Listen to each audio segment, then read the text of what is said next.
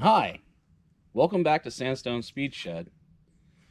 Today, you might notice we're outside the shop because we're going to do some plasma cutting. And frankly, I don't want to screw up the nice concrete floors inside. I've been really busy and don't exactly like babysitting the GoPro all the time. So I've done a lot of off-camera work. But I'm quite proud of my motor mounts, as I've been able to go through and not only drill the holes in the appropriate places and kind of make a round spot. Everything got chamfered and counter drilled, so hopefully I don't have to deal with any cracking. And once I have the welder set up, should be pretty straightforward.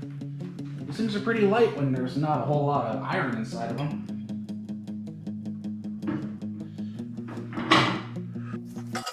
In the first portion of this video, we are going to focus on mounting the motor in this frame. One of the requirements for purpose-built altered race bikes is a mix and match motor setup. So this little Honda is getting stuffed in a big old Yamaha frame, and we're gonna keep building on it and do some other cool stuff down the line. So let's get into welding.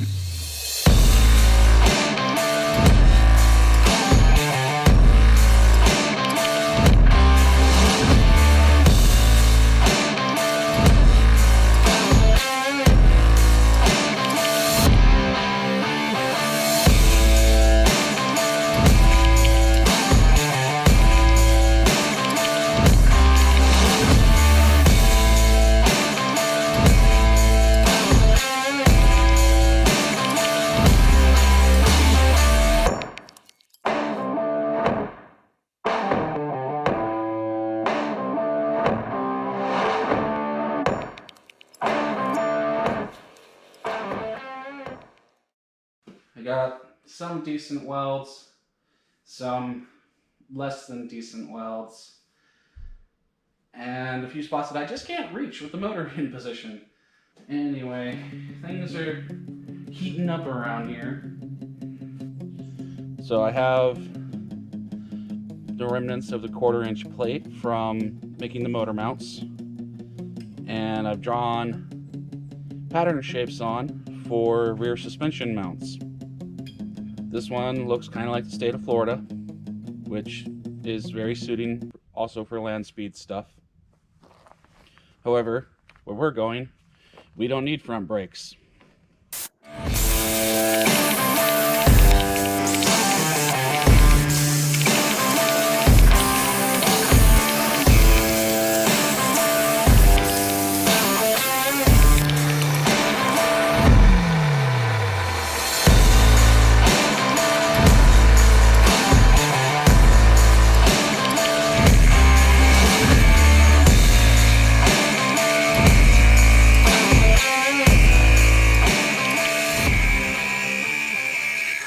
I wanted to explain what the heck this piece was for.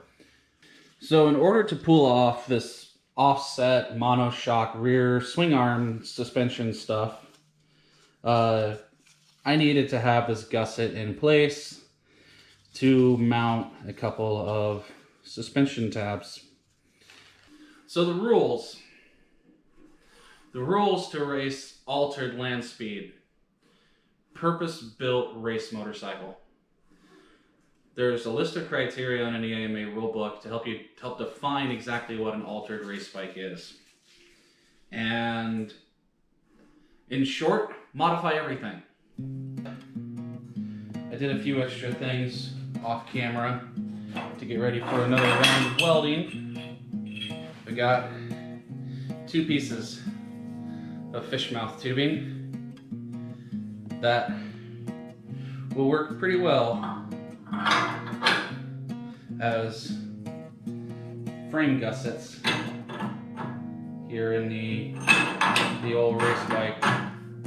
I'm basically taking a not ever great mid-level Japanese touring bike and converting it into a land speed race bike with a tiny powerhouse of an engine.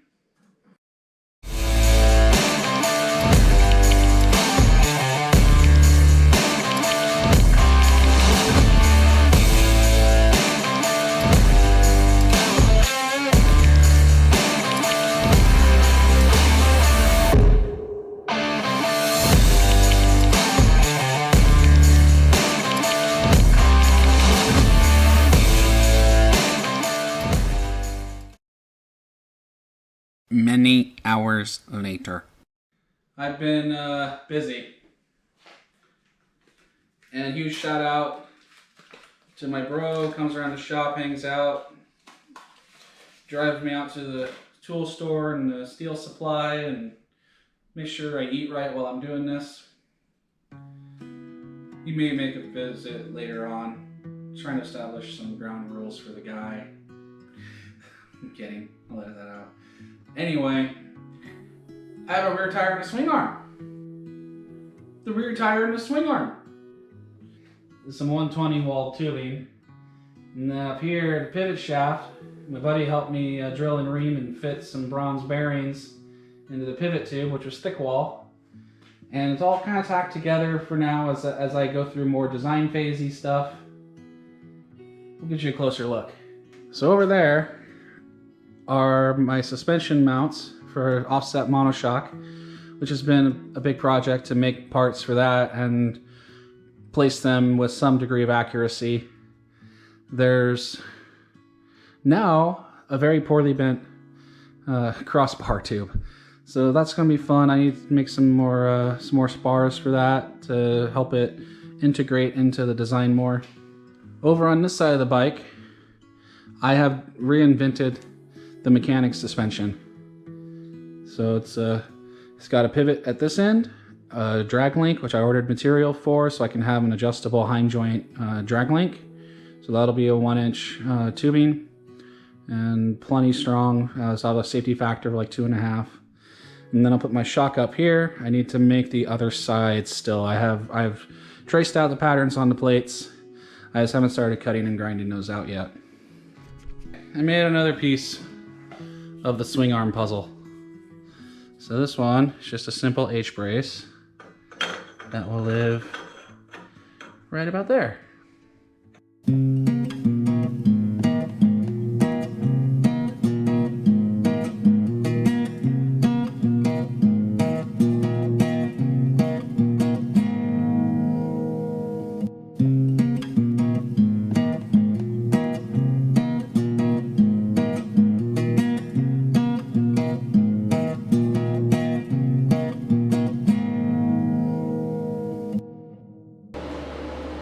So I got the material for the missing link, adjustable suspension arm, and my pal here, hey, this guy, he's totally not a Rotarian, but that's what he's gonna do today.